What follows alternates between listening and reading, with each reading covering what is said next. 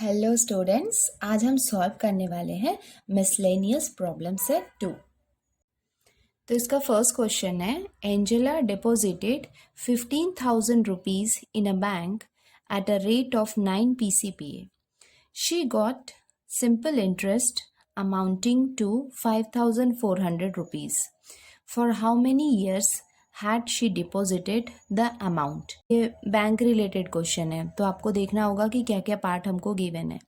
तो यहाँ पे आप देख सकते हैं कि 15,000 रुपीज़ जो है वो है प्रिंसिपल अमाउंट, ये हमको दिया हुआ है। सेकेंड, हमको रेट ऑफ इंटरेस्ट दिया हुआ है 9 PCPA और she got simple interest amounting to 5,400 rupees, मतलब यहाँ पे हमको इंटरेस्ट भी दिया हुआ है। For how many years had she deposited the amount. For how many years means हमको यहाँ पे टाइम फाइंड आउट करना है। तो क्वेश्चन नंबर 1 में जो हमको गिवन पार्ट है वो हम सबसे पहले लिख लेते हैं। ओके, तो देखो यहाँ पे पहला हमको क्या दिया हुआ है, Angela deposited 15,000 rupees. That means सबसे पहले हमको यहाँ पे जो दिया हुआ है वो हम लिख लेते हैं। तो प्रिंसिपल अमाउंट हमको कितना दिया हुआ है, प्रिंसिपल जो होता है उसको हम रिप्रेजेंट करते हैं कैपिटल P से। तो capital P that is principal amount हमको दिया हुआ है ₹15,000. सेकेंड हमको क्या दिया हुआ है, देखो 9 PCPA. मैंने आपको पहले भी बताया कि PCPA जो होता है वो क्या होता है, रेट ऑफ इंटरेस्ट होता है। तो ये भी हम लिख लेते हैं कि हमको रेट ऑफ इंटरेस्ट कितना दिया हुआ है, रेट ऑफ इंटरेस्ट. इसको हम किससे रिप्रेजेंट करते हैं, कैपिटल R से रिप्रेजेंट करते हैं। ये हमको दिया हुआ है 9%. नेक्स्ट यहाँ पे हमको क्या दिया हुआ है, देखो she got simple interest amounting to 5,400 rupees. That means यहाँ पे हमको इंटरेस्ट भी गिवन है। तो इंटरेस्ट को हम रिप्रेजेंट करते हैं कैपिटल I से और ये हमको कितना दिया हुआ है, ₹5,400. तो ये हमने सारे गिवन पार्ट को लिख लिया। अब हम यहाँ पे फॉर्मूला अप्लाई करते हैं। नाउ ये आपको पता है कि सिंपल इंटरेस्ट का फॉर्मूला क्या होता है, I equals to P into R into T upon 100. तो ये होता है हमारा सिंपल इंटरेस्ट का फॉर्मूला। तो अभी नेक्स्ट स्टेप में हम क्या करने वाले हैं, जो भी वैल्यूज हमको गिवन है वो हम फॉर्मूला में पुट करने वाले हैं। देखो इंटरेस्ट हमको कितना दिया हुआ है, 5,400 रुपीज. तो I के प्लेस में हम लिख सकते हैं 5,400 इक्वल्स टू P के प्लेस पे हम क्या लिख सकते हैं, प्रिंसिपल अमाउंट कितना दिया हुआ है 15,000. तो P के प्लेस पे हम लिख लेते हैं 15,000 into R. Rate of interest हमको कितना गिवन है, 9. तो ये हमने लिख लिया 9 इंटू टी हमको नहीं दिया है, ये हमको फाइंड आउट करना है। तो टी को हम एज इट इज लिख लेते हैं अपॉन 100. अब हम इसको सॉल्व कर लेते हैं और आपको पता है कि हमको जब टी की वैल्यू फाइंड आउट करनी है तो ये दोनों नंबर्स जो होते हैं ये मल्टीप्लाई होते हैं आपस में।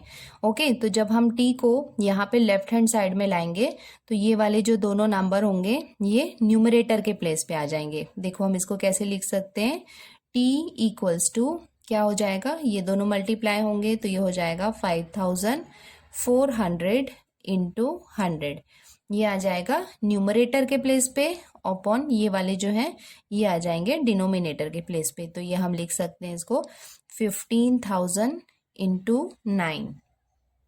अब हमको इसको सॉल्व करना है। देखो हम कैसे सॉल्व कर सकते हैं, ये 2 जीरोज हैं, इसको हम ये 2 जीरोज से कैंसिल कर सकते हैं और हम देखते हैं अब हम क्या कर सकते हैं। आपको पता है कि ये 54 है, 54 9 के टेबल में आता है, तो आप इसको सिंपली कर सकते हैं 9 1 जा 9 और ये हो जाएगा 9 6 जा 54 और जो 2 जीरोज हैं उसको हम साथ में एज इट इज लिख लेते हैं।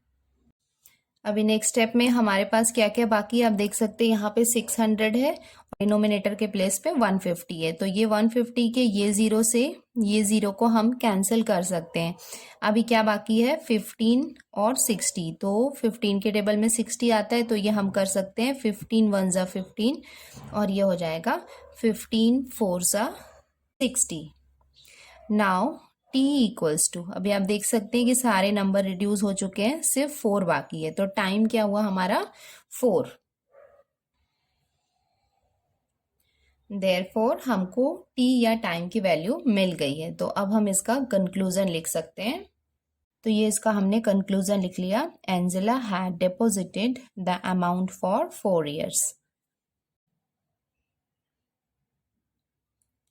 अब हम स्टार्ट करते हैं सॉल्व करना क्वेश्चन नंबर 2। देखो यहाँ पे क्या दिया हुआ है, 10 men take 4 days to complete the task of tearing a road. मतलब रोड को हम टेयर कर रहे हैं, मतलब उखाड़ते हैं ना रोड को, जब न्यू रोड बनना होता है तो वो 10। तो 10 men कितने डेज ले रहे हैं, 4 days ले रहे हैं। मतलब 4 days में 10 men कंप्लीट कर रहे हैं अपने टास्क को। How many days would 8 men take.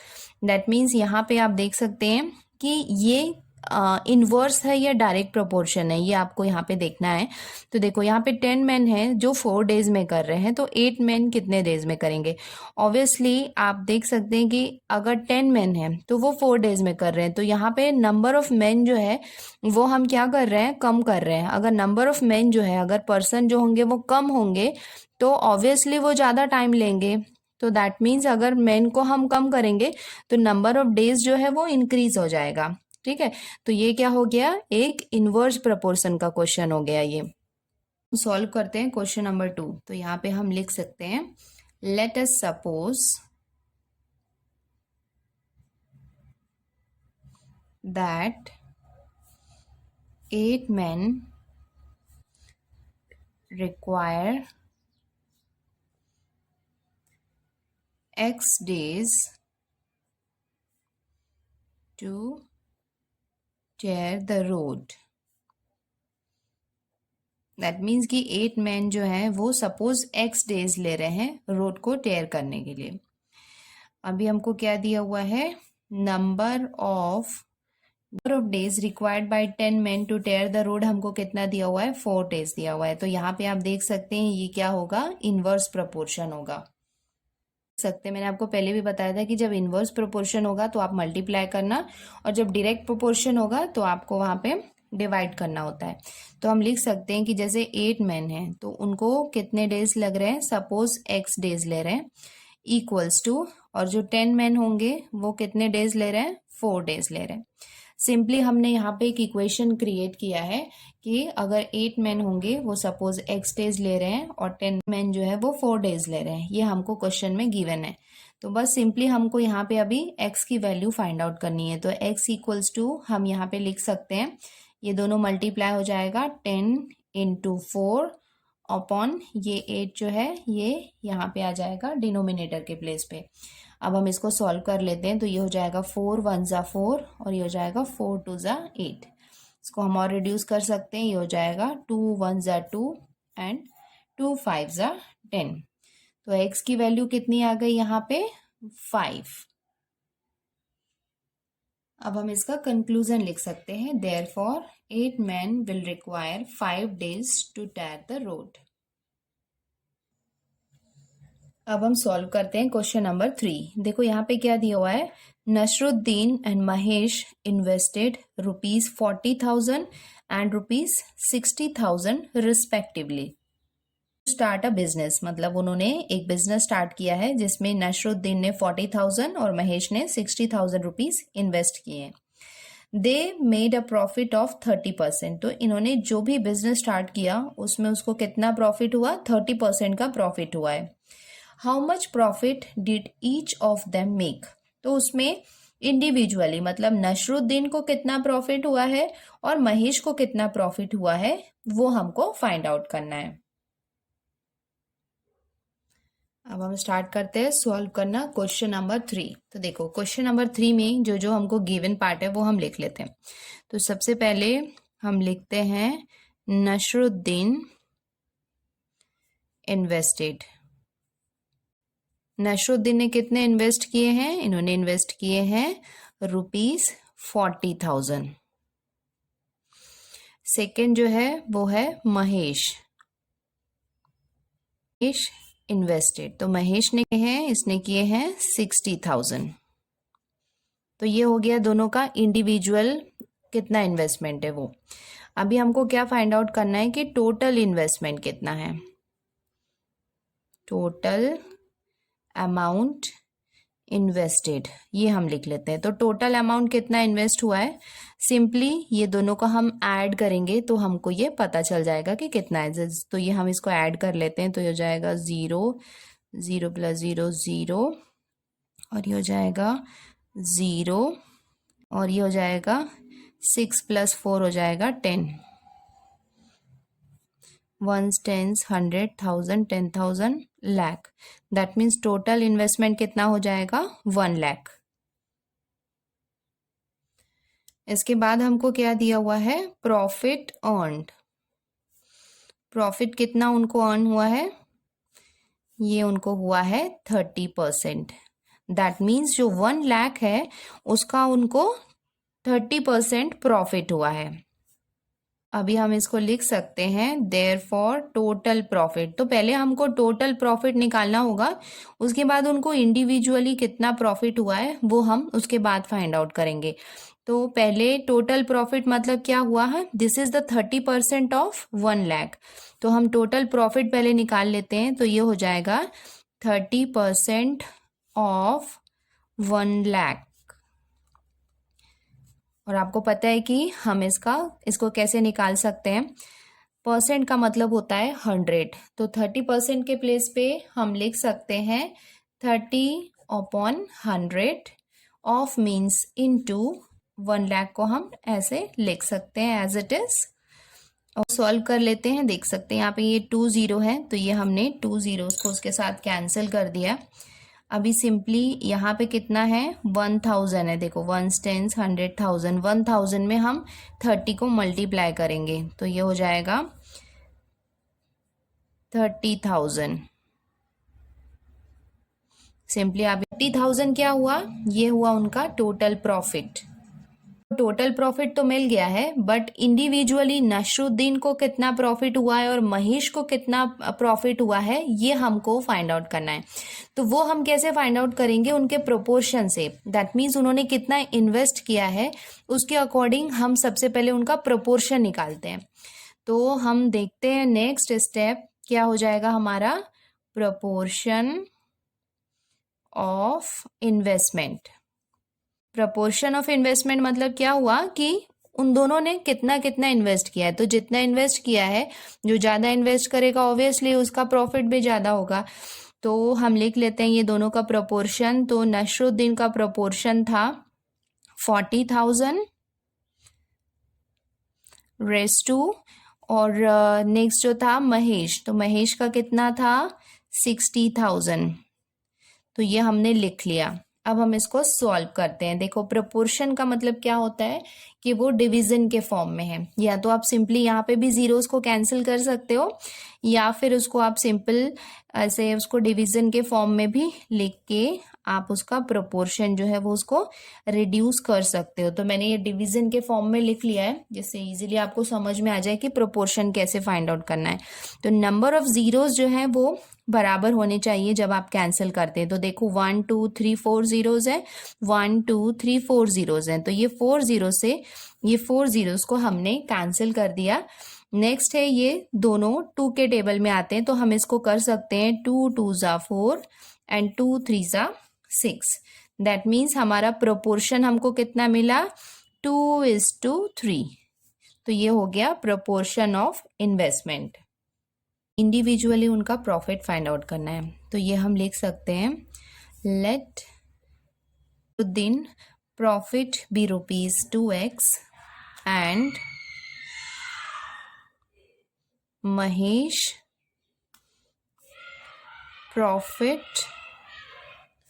B ₹3x। तो ये इसके प्रोपोर्शन के बेसिस पे हमने लिखा कि नसरुद्दीन का प्रॉफिट जो है वो 2x है और महेश का जो प्रॉफिट है वो 3x है। देयरफॉर हम लिख सकते हैं कि देखो ये कितना है, नसरुद्दीन का प्रॉफिट जो है वो 2x है प्लस महेश का प्रॉफिट कितना है 3x है, इक्वल्स टू, तो इन दोनों का टोटल प्रॉफिट हमने कितना फाइंड आउट किया था 30,000। तो ये हो गया था इनका टोटल प्रॉफिट। अब हम इसको इस इक्वेशन को सॉल्व कर लेते हैं जिससे हमको x की वैल्यू मिल जाएगी। तो ये क्या हो जाएगा 2x प्लस 3x कितना हो जाएगा 5x। तो 5x इक्वल्स टू ये हो गया 30,000। अब इससे हम x की वैल्यू फाइंड आउट कर लेते हैं। तो x इक्वल्स टू ये हो जाएगा 30,000 अपॉन ये जो है ये 5 इधर आ जाएगा। अब सिंपली हम इसको 5 के टेबल से सॉल्व कर सकते हैं। तो ये हो जाएगा 5 1 ज़ा 5 और ये हो जाएगा 5 6 ज़ा 30 और ये जो 3 ज़ीरोज़ हैं उसको हम एज इट इज़ लिख सकते हैं। दैट मीन्स x की वैल्यू कितनी हो जाएगी 6,000 की वैल्यू मिल गई है। तो सिंपली अब हम लिख सकते हैं देयरफॉर नशरुद्दीन प्रॉफिट।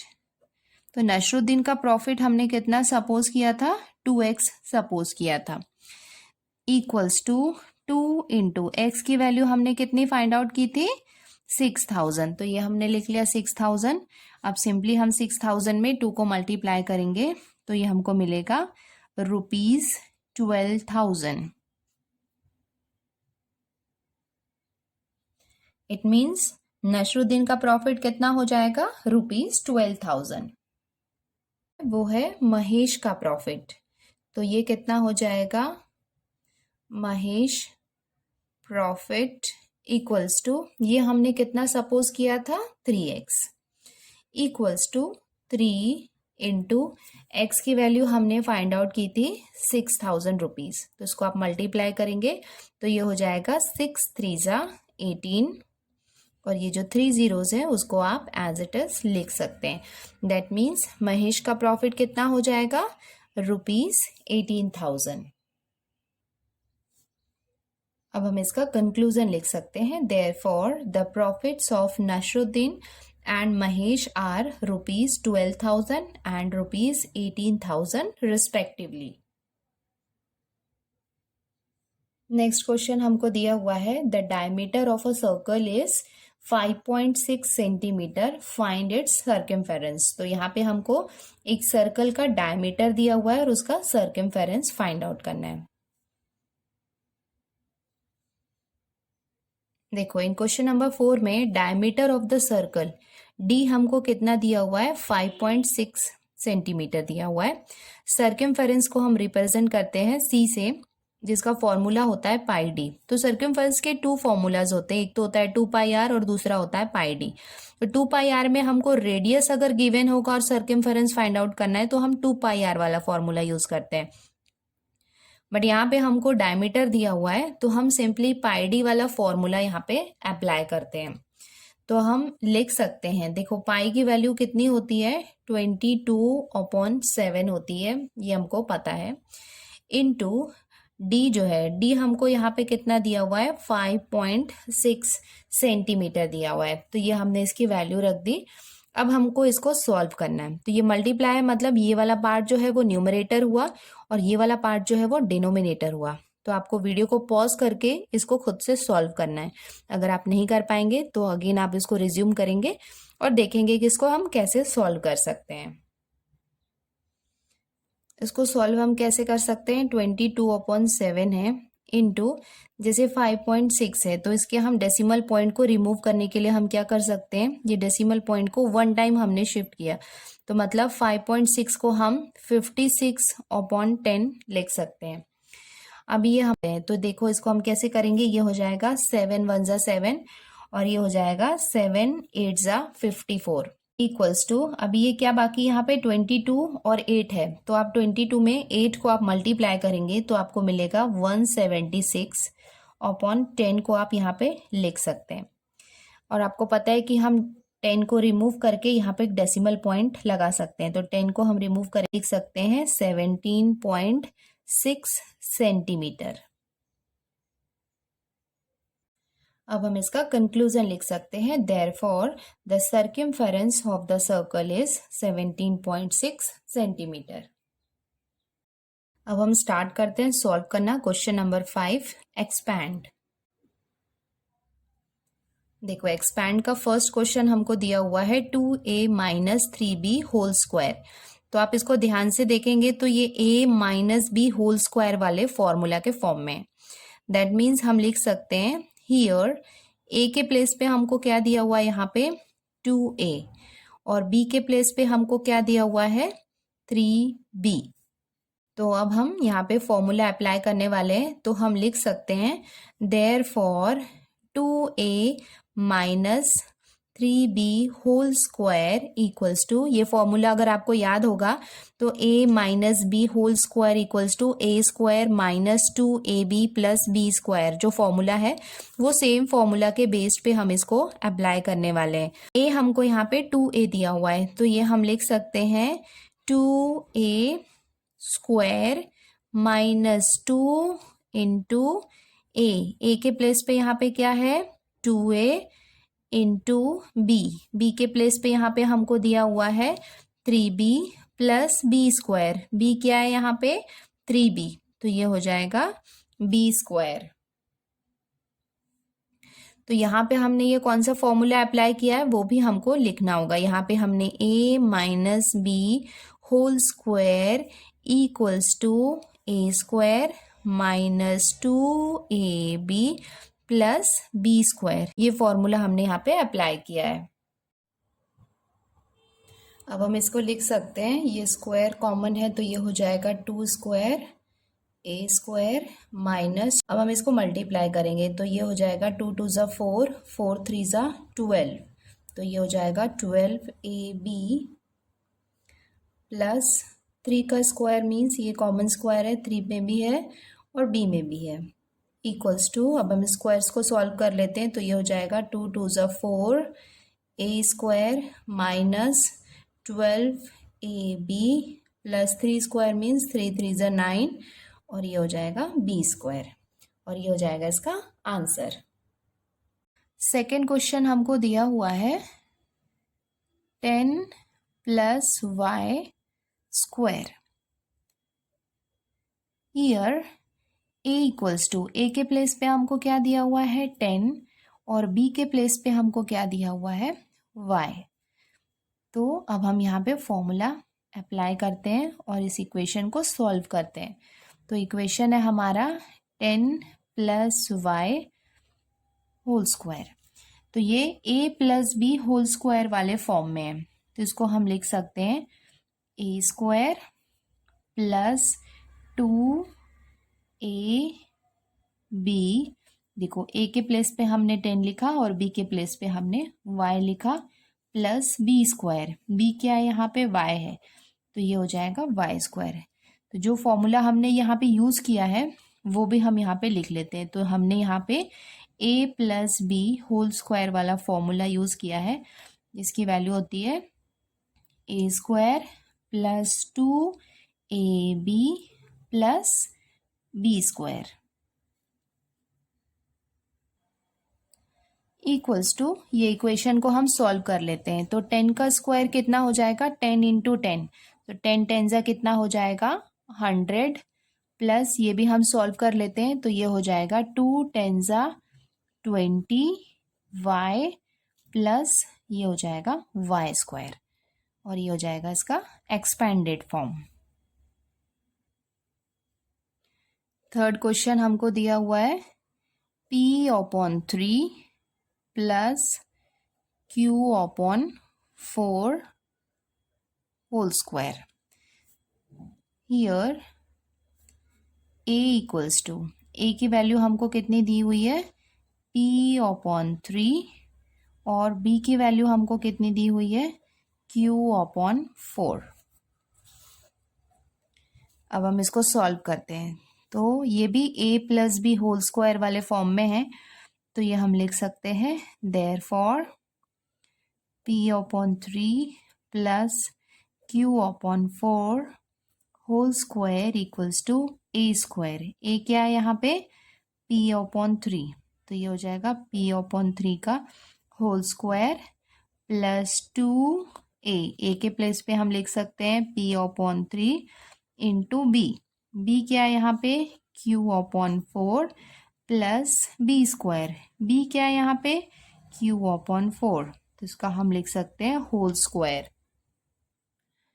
फॉर्मूला जो हमने यूज़ किया है वो हम लिख लेते हैं ब्रैकेट में, हम इक्वल्स टू, अब हम इसको सॉल्व करते हैं तो ये स्क्वायर क्या हो जाएगा, ये हो जाएगा p स्क्वायर अपॉन ये क्या है, स्क्वायर 3 का भी है, दैट मीन्स स्क्वायर दोनों के साथ में है क्योंकि ये होल स्क्वायर है। होल स्क्वायर का मतलब है यहाँ न्यूमरेटर और डिनोमिनेटर के प्लेस पे जो है ये कॉमन स्क्वायर होता है दोनों के लिए।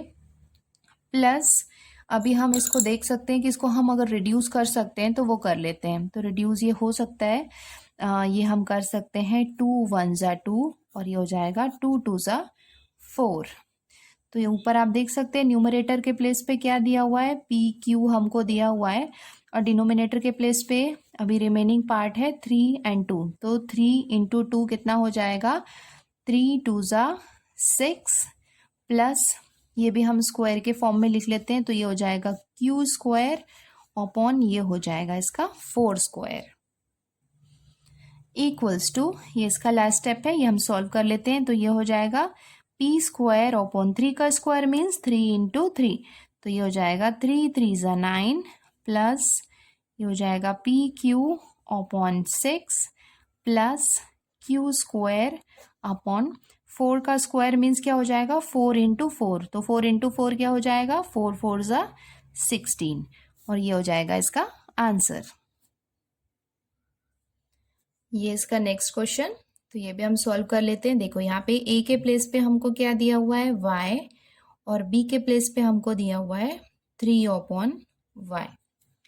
अब हम यहाँ पे फॉर्मूला अप्लाई कर लेते हैं। तो a minus b whole square के फॉर्मूला में है ये, तो हम ये लिख सकते हैं y minus 3 upon y whole square equals to a square. a क्या है यहाँ पे y है, तो ये हम लिख सकते हैं y square minus 2 into a के प्लेस पे हम लिख सकते हैं y इंटू बी के प्लेस पे हम लिख सकते हैं 3 upon y plus b square क्या हो जाएगा यहाँ पे 3 अपॉन y का होल स्क्वायर। फॉर्मूला हमने कौन सा अप्लाई किया है यहाँ पे, a माइनस बी का whole square equals to a square minus 2ab plus b square. तो ये फॉर्मूला हमने यहाँ पे अप्लाई किया है इक्वल्स टू, ये स्टेप को हम फर्दर इसको सॉल्व करते हैं। तो ये हम लिख सकते हैं, ये हो जाएगा वाई स्क्वायर माइनस, देखो यहाँ पे कुछ रिड्यूस हो सकता है, ये y से ये y को हम कैंसिल कर सकते हैं, तो ये हो जाएगा 2 इंटू 3, तो ये हो जाएगा 2 3 ज़ा 6 प्लस ये इसका स्क्वायर करेंगे तो 3 का स्क्वायर कितना हो जाएगा 3 3 ज़ा 9 अपॉन y का स्क्वायर करेंगे तो ये हो जाएगा y स्क्वायर और ये हो जाएगा इसका आंसर। अब हम सॉल्व करते हैं क्वेश्चन नंबर 6। तो ये क्या है, क्वेश्चन है हमारा use a formula to multiply. तो ये हमने इसका फर्स्ट क्वेश्चन लिख लिया है। तो यहाँ पे हमको पता है हियर a इक्वल्स टू क्या दिया हुआ है यहाँ पे हमको x, तो आप देख सकते हैं a के प्लेस पे यहाँ पे x दिया हुआ है और b के प्लेस पे यहाँ पे हमको दिया हुआ है 5। अब हम यहाँ पे फॉर्मूला अप्लाई करते हैं, तो x माइनस 5 और x प्लस 5, तो इसमें हम फॉर्मूला जो लगाएंगे उसके अकॉर्डिंग ये हो जाएगा a minus b a plus b equals to a square minus b square होता है। तो a स्क्वायर क्या हो जाएगा x square minus b square क्या हो जाएगा 5 का स्क्वायर है, तो ये हो जाएगा 5 का स्क्वायर। अब हम यहाँ पे ब्रैकेट में लिख लेते हैं कि हमने कौन सा फॉर्मूला यहाँ पे अप्लाई किया है। तो ये हम लिख सकते हैं कि a plus b a minus b, इसको आप आगे पीछे कैसे भी लिख सकते हैं, दोनों का सेम मीनिंग होगा। आप ए माइनस बी को पहले भी लिख सकते हैं या बाद में भी लिख सकते हैं, equals to a square minus b square.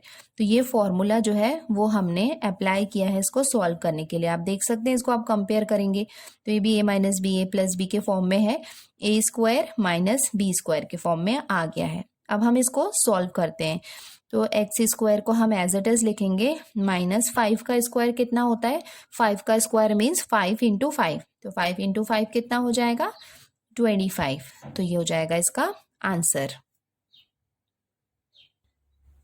अब हम इसका सेकेंड क्वेश्चन सॉल्व कर सकते हैं। तो ये हो जाएगा हियर a इक्वल्स टू हमको यहाँ पे कितना दिया हुआ है 2a और b के प्लेस पे हमको दिया हुआ है 13।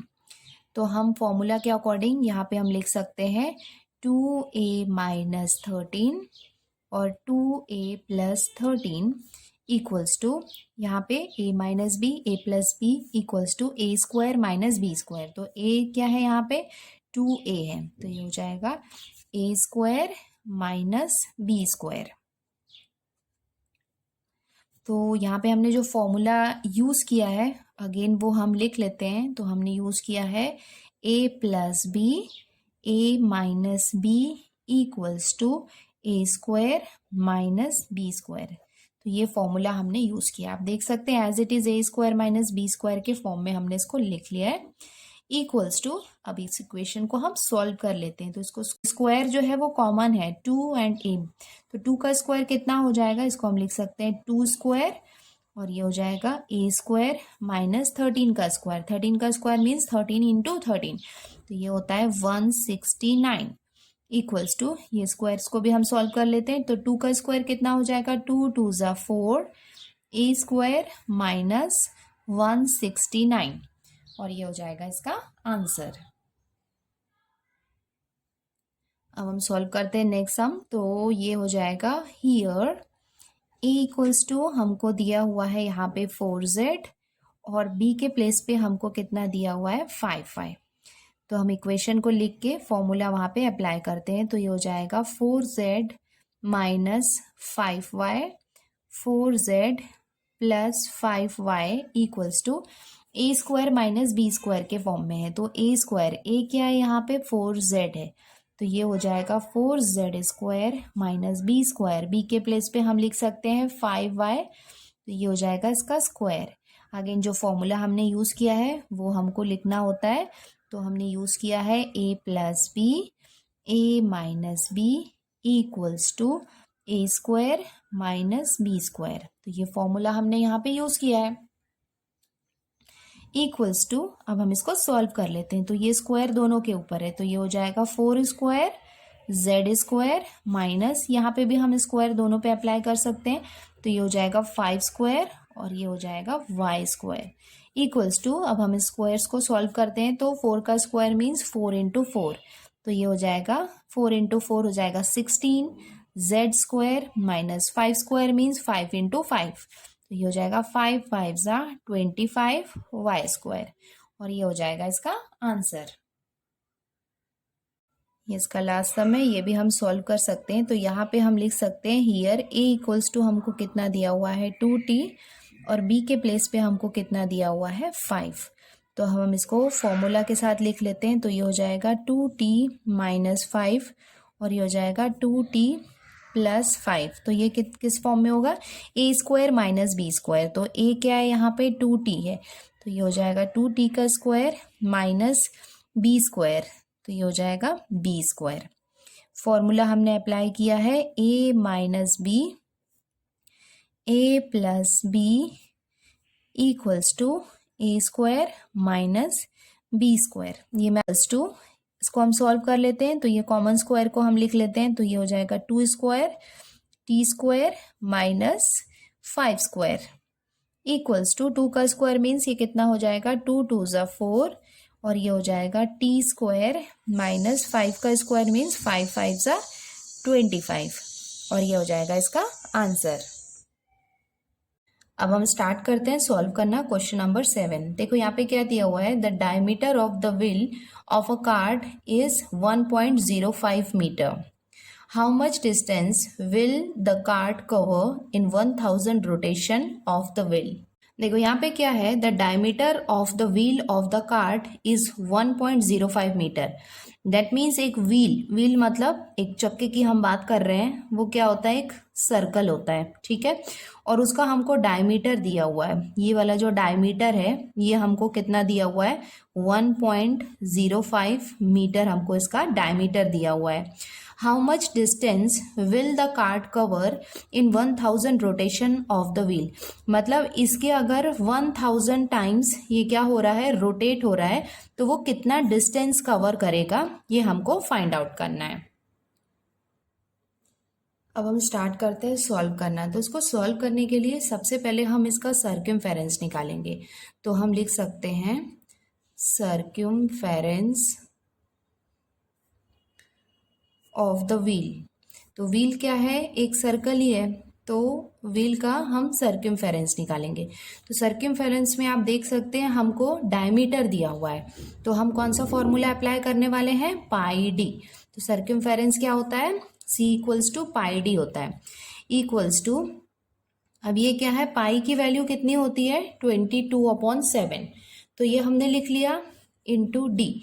डी हमको कितना दिया हुआ है 1.05, तो ये हमने लिख लिया। अब हम इसको सॉल्व करते हैं। इसको हम कैसे सॉल्व कर सकते हैं, ये हम लिखते हैं 22/7 मल्टीप्लाई बाय, सबसे पहले हम इस डेसिमल को रिमूव करते हैं। तो डेसिमल को रिमूव करने के लिए आप देख सकते हैं 1 2 टाइम हमने इसको क्या किया, शिफ्ट किया, तो यहाँ पे हमको 2 zeros लगाने होंगे, तो ये हम डिवाइडेड बाय 100 लिख सकते हैं। नाउ नेक्स्ट स्टेप में हम इसको रिड्यूस कर सकते हैं, तो ये आप देख सकते हैं ये हो जाएगा 7 1 जा 7, और इसको हम कैसे रिड्यूस करेंगे, 7 1 जा 7, अब इसमें 3 बाकी है, 3 आ जाएगा 5 के सामने, तो ये हो जाएगा 35, तो ये कितना हो जाएगा 7 5 जा 35 इक्वल्स टू, अभी जो रिमेनिंग पार्ट है वो हम लिख लेते हैं। तो यहाँ पे बाकी है 22, इधर है 15/100 इक्वल्स टू, अभी आपको 22 और 15 को मल्टीप्लाई करना है, तो 15 2 जा कितना हो जाएगा 30, तो आपने 0 लिखा और 3 आपने यहाँ पे कैरी ओवर किया। अब ये करेंगे आप 15 2 जा 30, और 30 + 3 कितना हो जाएगा 33/100 इक्वल्स टू, नाउ अभी आप क्या कर सकते हैं, ये 0 से ये 0 को आप कैंसिल कर सकते हैं, क्योंकि यहाँ पे 10 में कितने हैं 1 0 है, तो यहाँ पे भी आप क्या कर सकते हैं 10 को रिमूव करेंगे, तो ये हो जाएगा 3.3 मीटर, है ना। ये आपको आता होगा कि फ्रैक्शन को आप डेसिमल पॉइंट में कैसे कन्वर्ट कर सकते हैं। तो जैसे 1 0 है तो यहाँ पे आप 1 पॉइंट शिफ्ट कर सकते हैं, तो ये हो जाएगा 3.3 मीटर। तो ये आ गया आपका सर्कमफेरेंस, और हमको फाइंड आउट क्या करना है कि 1000 रोटेशन में उसने कितना डिस्टेंस कवर किया है, तो वो भी हम निकाल लेते हैं। Now we can write in 1000 rotations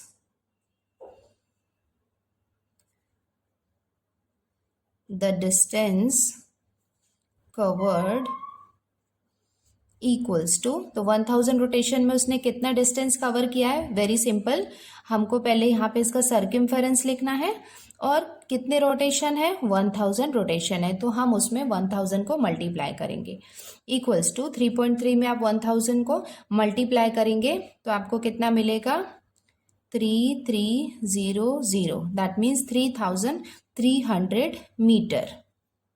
अभी जो आंसर है वो मीटर में है, आप इसको किलोमीटर में भी कन्वर्ट कर सकते हैं। तो किलोमीटर में कन्वर्ट करने के लिए हमको इस नंबर पे 1000 से डिवाइड करना होगा, तो आप सिंपली यहाँ पे रफ बुक में इसको यहाँ पे डिवाइड करके देख सकते हैं, तो आपको आंसर मिलेगा 3.3 किलोमीटर, और ये हो जाएगा आपका आंसर।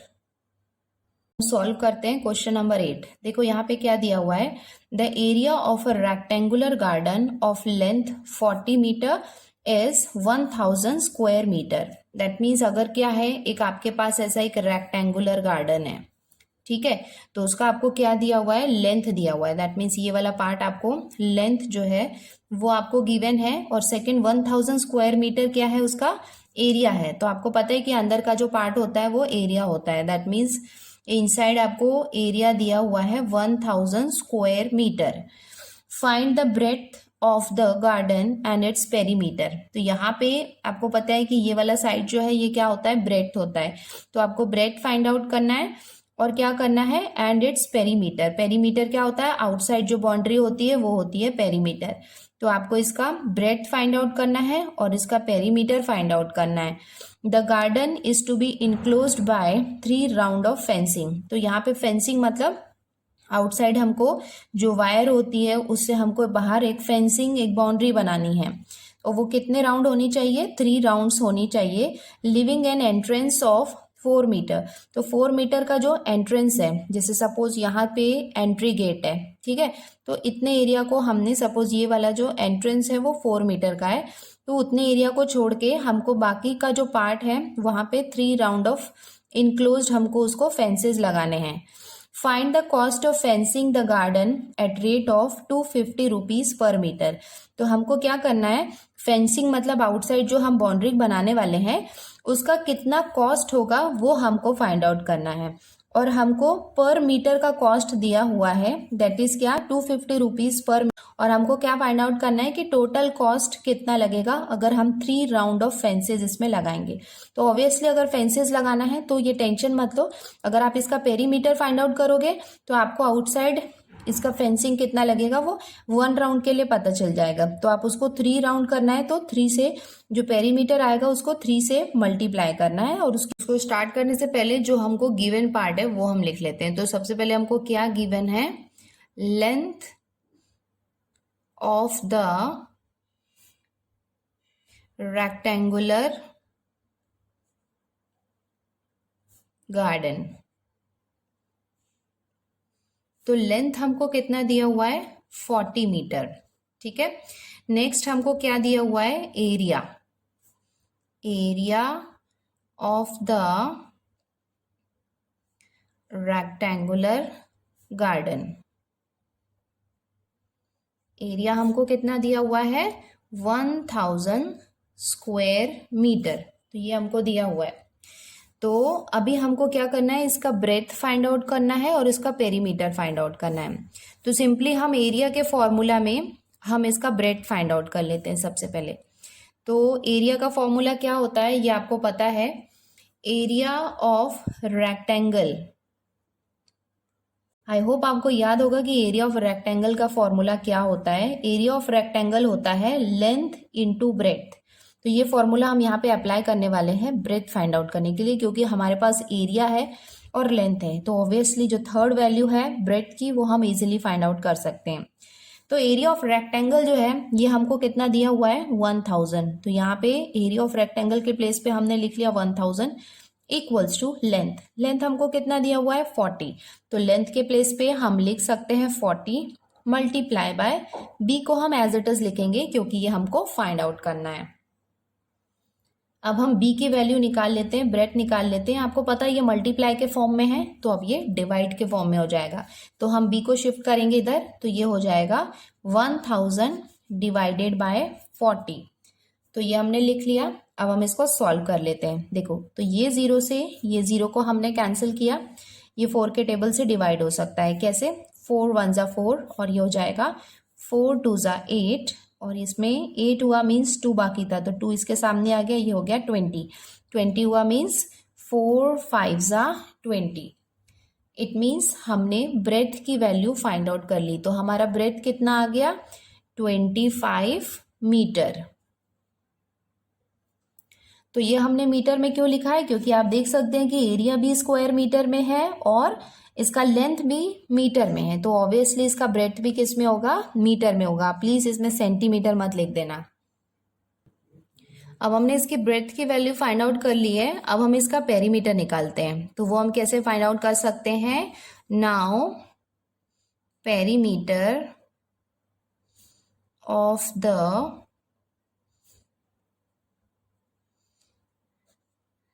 Rectangular garden.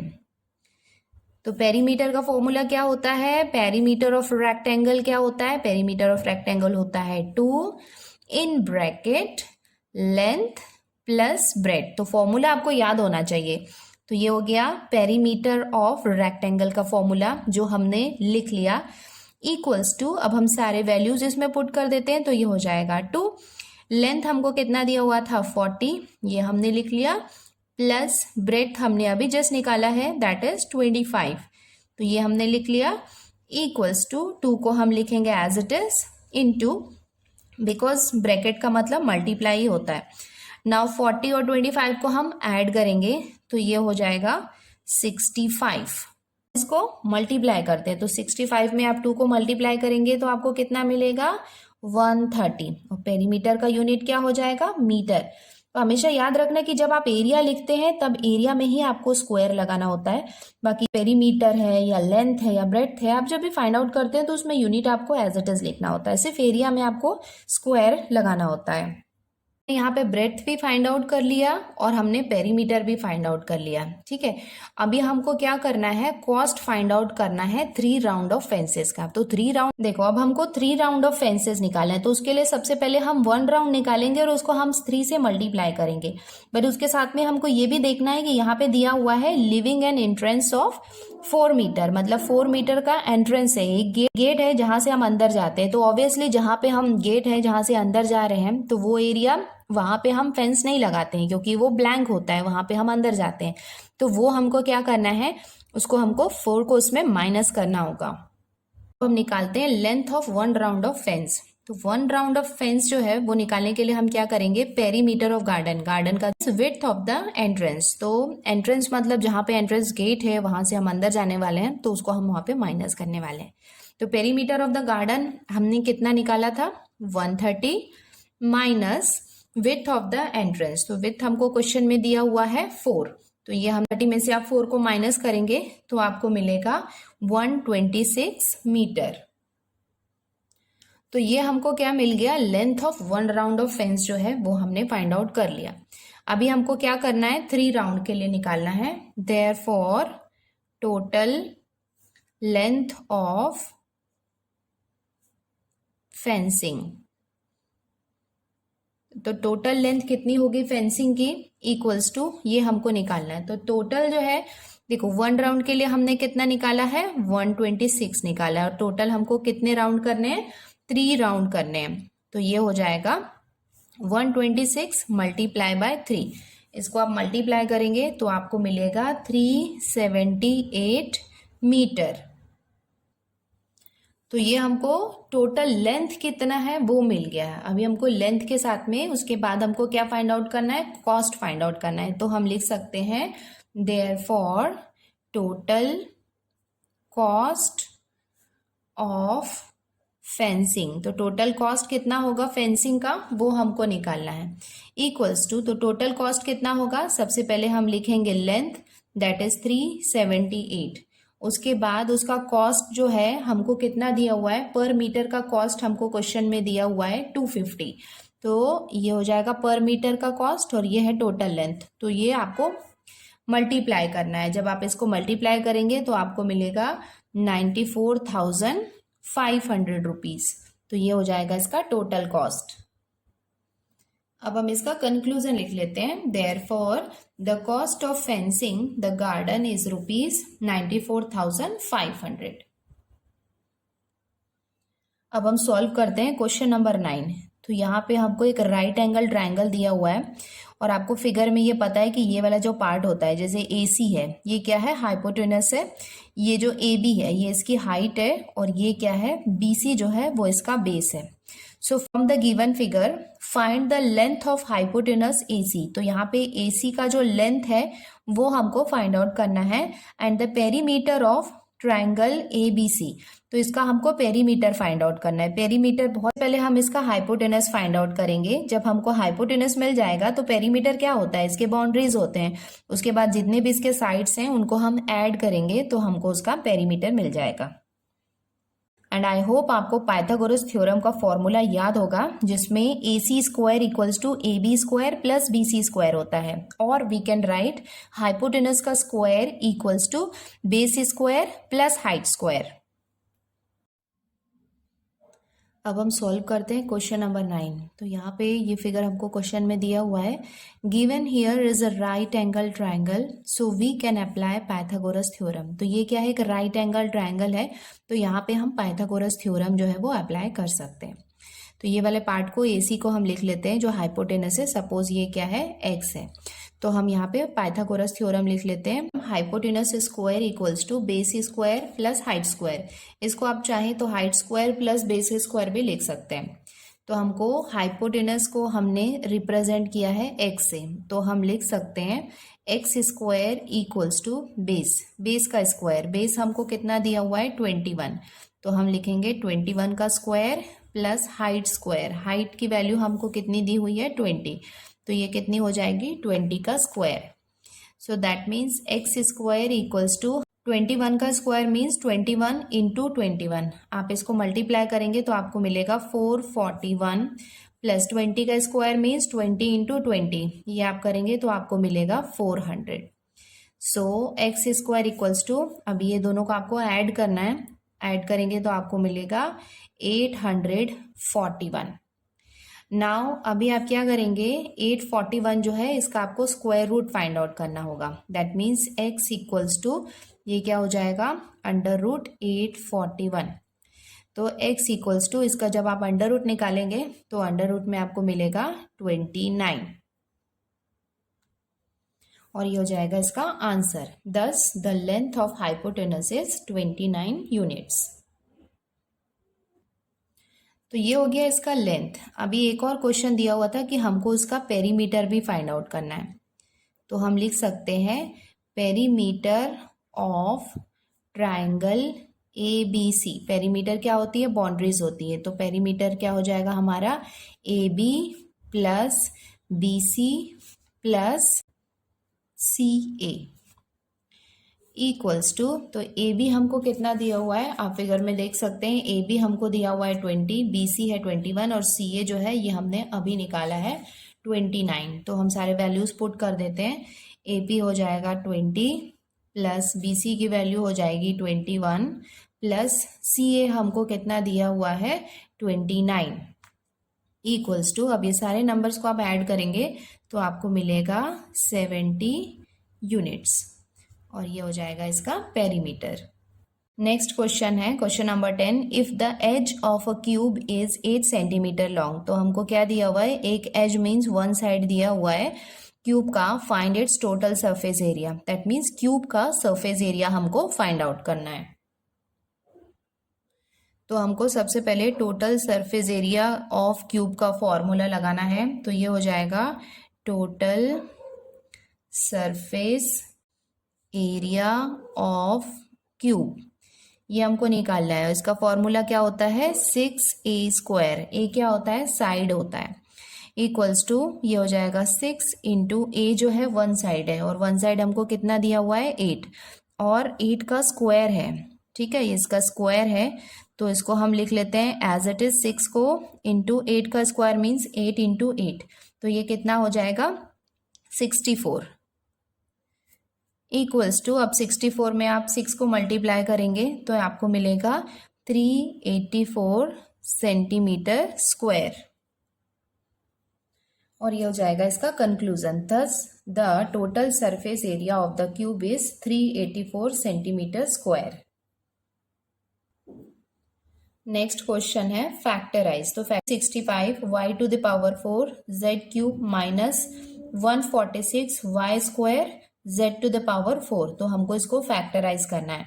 तो फैक्टराइज में आपको पता है कि यहाँ पे हमको क्या करना होता है, कॉमन निकालना होता है, बट नंबर काफी लार्ज है इसमें, तो आपको समझ नहीं आ रहा है कि इसमें हम क्या कॉमन निकाल सकते हैं, तो उसके लिए आप इसका HCF फर्स्ट आपको फाइंड आउट करना होगा, उसके बाद आप इसमें से कॉमन निकाल सकते हैं। तो आप देख सकते हैं कि ये काफ़ी लार्ज नंबर है, और इसका कॉमन कैसे निकालना है उसके लिए हम क्या करेंगे, इसका HCF फाइंड आउट करेंगे। तो यहाँ पे हम साइड में इसका HCF निकाल लेते हैं। तो फर्स्ट नंबर हमको दिया हुआ है 365, ये हमने लिख लिया। अब हम इसका HCF फाइंड आउट करते हैं। तो आप देख सकते हैं लास्ट में 5 है, दैट मीन्स ये 5 से डिवाइड हो सकता है, तो ये हम लिख सकते हैं 5 7 ज़ा 35, और ये हो जाएगा 5 3 ज़ा 15। अभी 73 एक प्राइम नंबर है, तो ये हम कर लेते हैं 73 1 ज़ा 73। नेक्स्ट नंबर है हमारा, यहाँ पे हमको दिया हुआ है 146, तो 146 को हम डिवाइड करते हैं, तो ये 6 है, इवन नंबर है, दैट मीन्स हम 2 से इसको डिवाइड कर सकते हैं। तो 2 से करेंगे तो ये हो जाएगा 2 7 ज़ा 14 एंड 2 3 ज़ा 6। अगेन हमको 73 मिला, तो ये हम लिख सकते हैं 73 1 ज़ा 73।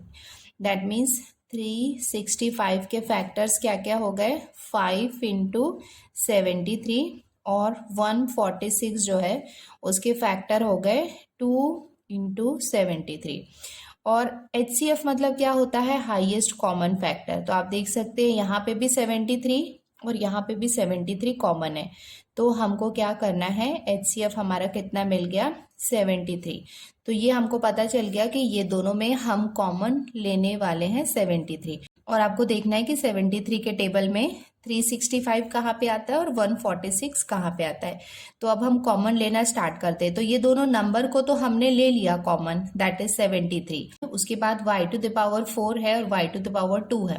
तो हम क्या कॉमन ले सकते हैं, यहाँ पे 2 है तो ऑब्वियसली हम 2 कॉमन ले सकते हैं। y टू द पावर 2 हमने यहाँ पे कॉमन ले लिया। नाउ देख सकते हैं z टू द पावर 3 और z टू द पावर 4 है, तो यहाँ पे हम z टू द पावर 3 जो है वो हम कॉमन ले लेते हैं। ये हो गया। अब ब्रैकेट में क्या क्या बाकी है, देखो ब्रैकेट में हमको 73 का टेबल आना चाहिए, तो वो आप ऐड करके या मल्टीप्लाई करके लिख सकते हैं। तो 73 5 कितना होता है, 365 होता है। ये आप चेक कर सकते हैं, 73 5 हो जाएगा 365। उसके बाद आती है लेटर्स के term.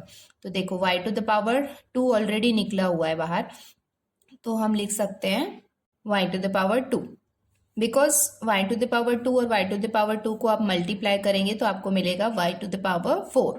z to the power 3, तो z to the power 3 already है, दैट मीन्स ये वाले पार्ट को यहाँ पे हम मल्टीप्लाई करेंगे तो z to the power 3 already common निकला हुआ है, तो हमको ये z वाला पार्ट नहीं लिखना है। अब हम लिखेंगे यहाँ पे माइनस।